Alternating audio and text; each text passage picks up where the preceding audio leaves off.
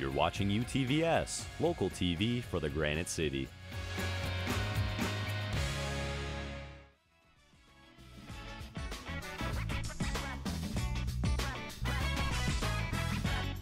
Welcome back. We are here with Gina Fox, our weekly segment with Gina. Gina, who'd you bring today?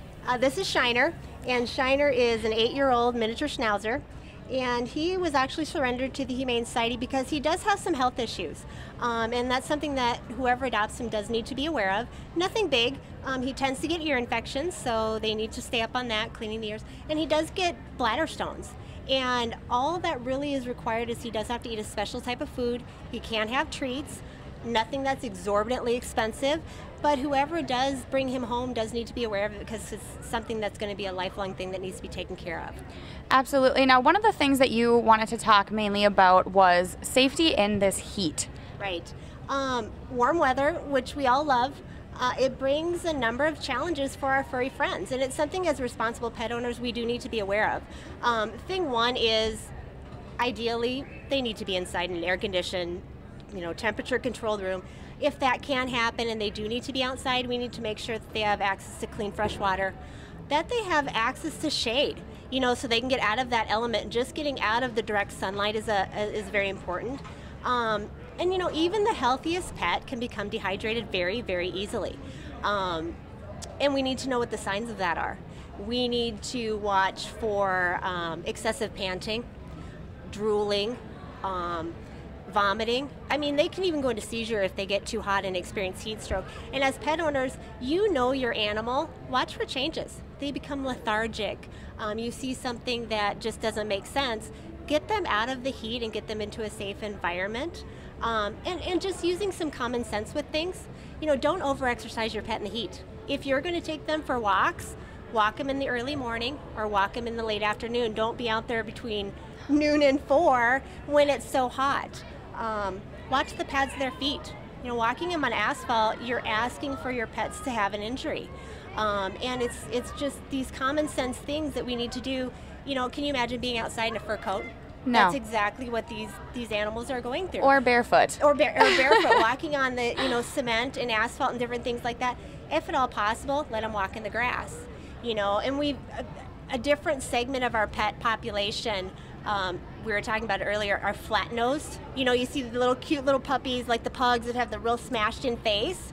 Pugs, Pekingese, Shih Tzus, Mastiffs, any of those that have the shorter faces, they cannot handle the heat because their respiratory system is a little different than a normal breed of dog. So we have to take extra precaution with them as well as our elderly pets. Seniors can't handle the heat like our younger dogs can. And in being a responsible pet owner, we need to know all these things because it can become a dire situation very, very quickly if you have a pet that is experiencing a heat stroke.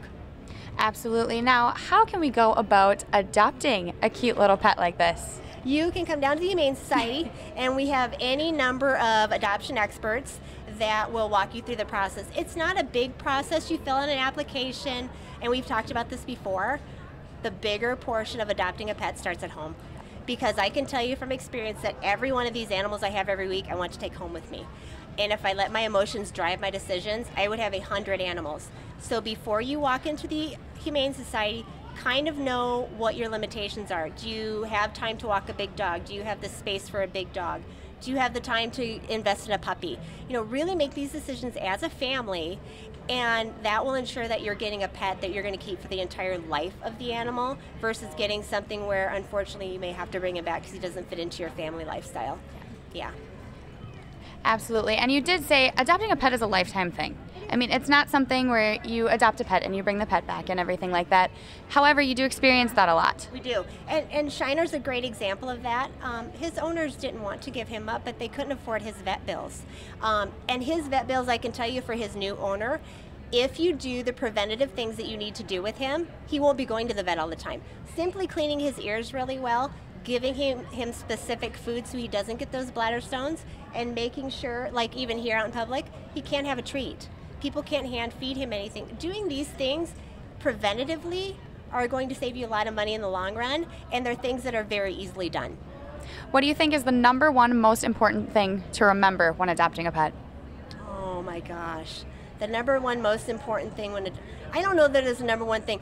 Like I said, we talked about what is going to fit into your lifestyle, because you need to really analyze your family situation. If you have toddlers, if you have a newborn baby, which animals should be with children. They are one of the best things you could do for your children is have animals in the house. But along with that comes the responsibility of, okay, I've got to teach my children, and parents need to hear this, teach your children how to treat animals and how to respect them. Because any animal, no matter how good they are and no matter how much I trust my dogs, they can bite. So taking the time to teach our children, you can't sit on the dog. Yep. Because people do, they just anticipate, or they think that no matter what we do, that the dog will take it, and that's not the case. And they shouldn't have to.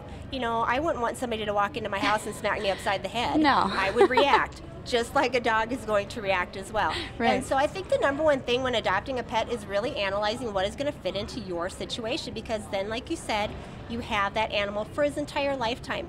It's traumatic on a family and the pet. Yep. When there has to be a separation.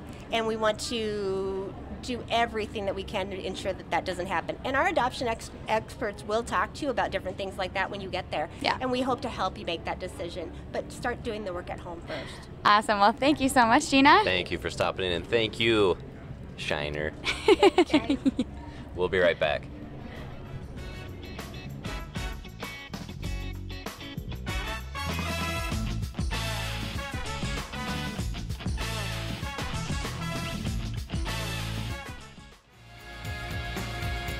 You're watching UTVS, local TV for the Granite City.